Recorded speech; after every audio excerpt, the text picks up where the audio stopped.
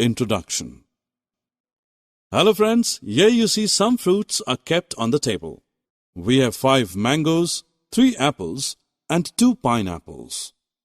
Describing in this manner is called data representation.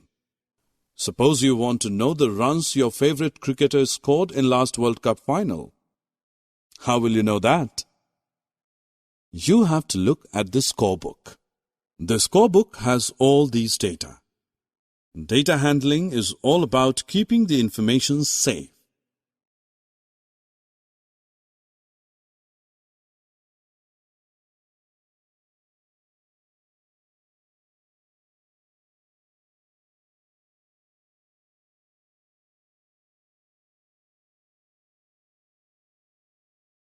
Objectives.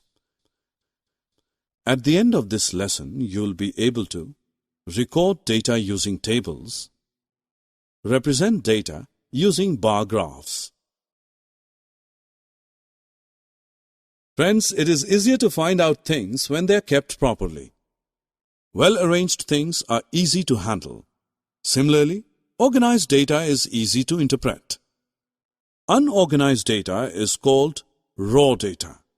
The given data represents a raw data. We can arrange this data properly by using a table.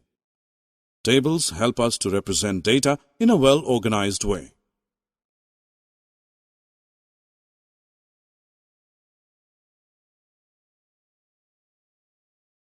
Now let's do an activity. Take 2 dice. Throw both the dice together and note how many times the sum of numbers on both dice is greater than 9.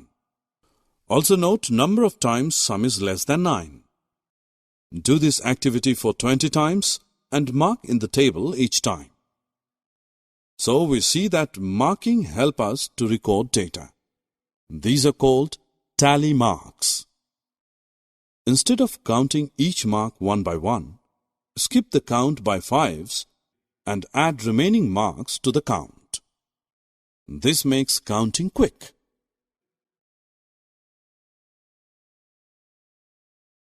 Given chart is known as the bar graph.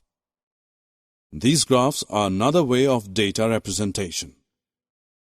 A bar graph uses bar to represent data. In the given graph, subjects are listed at the bottom and number of students is given at the side of the bar graph. In this graph, 9 blocks tell us about the number of students who like maths. Similarly, there are 7 blocks in EVS, 5 blocks in science, 4 blocks in English, and 3 blocks in Hindi.